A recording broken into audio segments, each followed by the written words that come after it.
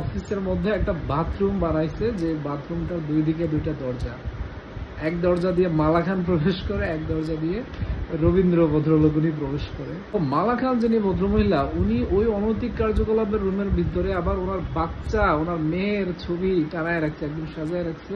যে রুমগুলোর মধ্যে সরিষার তেল পাওয়া গেছে, তো বেশি লোকগুলো সুন্দর করে ফুলদানি দিয়ে আপনার ঢেকে দিচ্ছে। খালি গায়ে অর্ধনগ্ন বা ফুল নগ্ন হয়ে রুমের ভিতর বসে থাকে। তখন থেকেই কেন হইচই হলো না? মুখ খুলবেন হচ্ছে তারা যাওয়ার পরে, মুখ খুলবেন আর সাপোর্ট নেবেন বর্তমান যারা আছে তাদের। দুইটা দরজা। আমরা তো সাধারণত হাজবেন্ড ওয়াইফও একত্রে রুম বাথরুম শেয়ার করি না, কিন্তু এখানে কিভাবে সেটা বাথরুম শেয়ার করবে? এই পাশে চাবি এবং এটা বোঝার উপায় নাই এই ফুলদানি দিয়ে ঢেকে দিলে যে এখানে একটা আলাদা দরজা আছে, কিন্তু যখন এটা খুলে দেওয়া হয় তখন কিন্তু আসলে ঠিক আমরা ভিতরের সেই যে রহস্যময় জায়গা, কারখানা, ঠিক যে বিছানার চাদর দেখা যাচ্ছে এবং যে বালিশ দেখা যাচ্ছে, ঠিক আসলে কি বলবো, মালা খানের বিজ্ঞান চর্চা নিয়ে। আর এই জন্য আলাদা একটি গোপন কক্ষও তৈরি করেছেন তিনি। ভয়ে এতদিন কেউ মুখ খুলেনি। আওয়ামী লীগ সরকারের পতনের পর পরিস্থিতি পাল্টায়। আসলে একটা গোপন রুমের মধ্যে অনৈতিক কর্মকাণ্ড চালিয়ে যান তার সহকর্মী বৈজ্ঞানিক কর্মকর্তারা অভিযোগ করেছেন, এবং আমরা সেই রুমটির সন্ধান পেয়েছি। এবং এটা আসলে দেখে বোঝার উপায় নেই আসলে যে এটার ভিতরে একটা রুম থাকতে পারে, কারণ তার সন্তানাদির ছবি দিয়ে সেটা সাজানো হয়েছে। এবং সেই রুমের মধ্যে আসলে বায়োলজি চর্চা করা হতো এবং জীববিজ্ঞান চর্চা করা হতো। রবীন্দ্র রয় চৌধুরীর BRICM এর উপদেষ্টা, এবং এই রুম থেকেও একই কায়দায় তালা আটকানো, যা ফুলদানি দিয়ে ঢেকে দেওয়া হয়। অনেক সময় রবীন্দ্রনাথ স্যার দেখতাম খালি গায়ে এখানে থাকতো, কিন্তু আমরা নিজেরা লজ্জিত, কেন আমরা এরকম দেখবো একটা অফিসের। প্রেগন্যান্সি টেস্ট কিট, যা একেবারেই পারিবারিক বিষয়। এই ওয়াশরুমের দুইটা দরজা, কমন দরজা, অ্যানাদার ডোর। এই দরজা দিয়ে এই আগের যে আমাদের রবীন্দ্রনাথ চৌধুরী ছিলেন, ওনার রুম ছিল এটা। উনি এখানে বসতেন, কমন রুম, কমন বাথরুম তারা দুজনে ইউজ করতেন। আসসালামু আলাইকুম, সবাই ভালো আছেন আশা করি। মালা খান আর হচ্ছে রবীন্দ্র রয় চৌধুরী, এনাদের অনৈতিক আসলে কার্যকলাপ নিয়ে নাগরিক টেলিভিশনের যে সংবাদ অনেকে দেখছেন হয়তো বা অনেকে দেখেন নাই। তো এই সংবাদটা দেখার পরে কয়েকটা পয়েন্ট আপনার মানে খুব বেশি আমার আলোচনা করতে ইচ্ছা করতেছে, কার সাথে আলাপ করব। তো 4-5টা পয়েন্ট, তার মধ্যে কিছু আছে মজার, আবার কিছু আপনার খটকা লাগে আসলে বিষয়গুলো এখন কেন, আগে কেন না।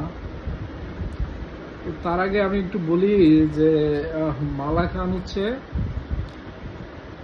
বাংলাদেশ বিজ্ঞান ও প্রযুক্তি মন্ত্রণালয়ের যে একটা অধীনে একটা ইনস্টিটিউট আছে, Bangladesh research institute for chemical measurements, maybe সংক্ষেপে এটাকে বলে BRICM। এটা বিজ্ঞান ও প্রযুক্তি মন্ত্রণালয়ের একটা ইনস্টিটিউট, প্রতিষ্ঠান।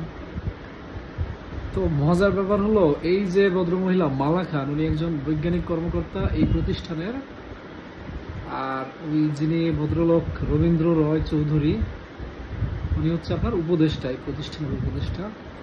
তো অনৈতিক কার্যকলাপ অনেক প্রতিষ্ঠানে অনেক থাকে, কিন্তু একটা বাথরুম, তারা অফিসের মধ্যে একটা বাথরুম বানাইছে, যে বাথরুমটার দুই দিকে দুইটা দরজা। এক দরজা দিয়ে মালা খান প্রবেশ করে, এক দরজা দিয়ে রবীন্দ্র ভদ্রলোক উনি প্রবেশ করে। এটা ইতিহাসে কোথাও আছে যে যত অনৈতিক কিছু করুক, একটা ওয়াশরুম করছে যেটা দুই রুম থেকে ইন করা যায় এটার ভিতরে। 2 নম্বর হচ্ছে মালা খান, এই ভদ্রমহিলা যেই মানে ওনার চেম্বারের ভিতরেও একটা অনৈতিক রুম, আর ওই যে রবীন্দ্র চৌধুরী ওনার রুমের ভিতরেও, ওনার চেম্বারের পিছনে একটা অনৈতিক রুম। অর্থাৎ একটা তো ছিলই, আর একটা ব্যাকআপ, দুইজনই দুইটা রুম করছে এবং তাদের উদ্দেশ্য একই।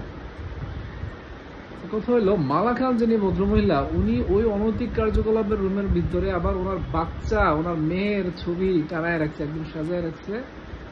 কি চিন্তা করেন, ওখানে বসে সে আকাম করবে, কিন্তু ওখানে তার বাচ্চার ছবি টানানো আছে, খুব সাজানো গুছানো আছে। তারা সেই রুমের মধ্যে আপনার জীববিজ্ঞান প্র্যাকটিস করে নাকি, হ্যাঁ, বায়োলজি প্র্যাকটিসের জন্য তারা পিছনের কামরা বা রুম বানাইছে। তারপরে হচ্ছে এই যে রুমগুলোর মধ্যে সরিষার তেল পাওয়া গেছে, তারপর আপনার আরো কিছু মেডিকেল কিট পাওয়া গেছে। যাই হোক, এটা অনেকে ভালো বুঝবেন। আমার পয়েন্ট, আমি যেটা বলতে চাই, ডক্টর মালা খান একজন বৈজ্ঞানিক কর্মকর্তা, একজন বিজ্ঞানী, সে অনৈতিক কার্যকলাপের জন্য একটা রুম বানাইছে। সেই রুমের মধ্যে তার মেয়ের, তার বাচ্চার ছবি সাজায় রাখছে, অথচ সে ওই প্রতিষ্ঠান উপদেষ্টার সাথে ওই রুমে এগুলা করতেছে। 2 নম্বর হচ্ছে ওই যে রবীন্দ্র চৌধুরী ভদ্রলোক কি পরিমাণ চালাক, তারা যে এই রুমগুলো বানাইছে, সেই রুমগুলোর যে লকগুলো খুলে এখানে প্রবেশ করবে, সেই লকগুলো সুন্দর করে ফুলদানি দিয়ে আপনার ঢেকে দিছে, কেউ যেন ফুলদানি না সরায় বুঝতে না পারে। ওখানে এক কর্মচারী, এক মহিলা, এক নারী বলতেছে যে আমি প্রায় চা দিতে গিয়ে দেখতাম ওই উপদেষ্টা স্যার উনি আপনার জামা কাপড় খুলে, মানে জামা খুলে একদম খালি গায়ে অর্ধনগ্ন বা ফুল নগ্ন হয়ে রুমের ভিতর বসে থাকে। উনি এটা আগেও দেখছে, প্রায় দেখছে। আমার কথা হলো এই জিনিসটা আসলে তখন থেকেই কেন হইচই হলো না। তারপরের পয়েন্ট হলো আপনার ওই যে দাবি, মানে পয়েন্ট একটাই, এখন আমরা এতদিন মুখ খুলতে পারি নাই। যদি আওয়ামী লীগ সরকার ছিল ওই সময় অনেক কিছু মুখ খুলতে পারেন নাই, আবার তারা যাওয়ার পরে মুখ খুলতেছেন সবাই।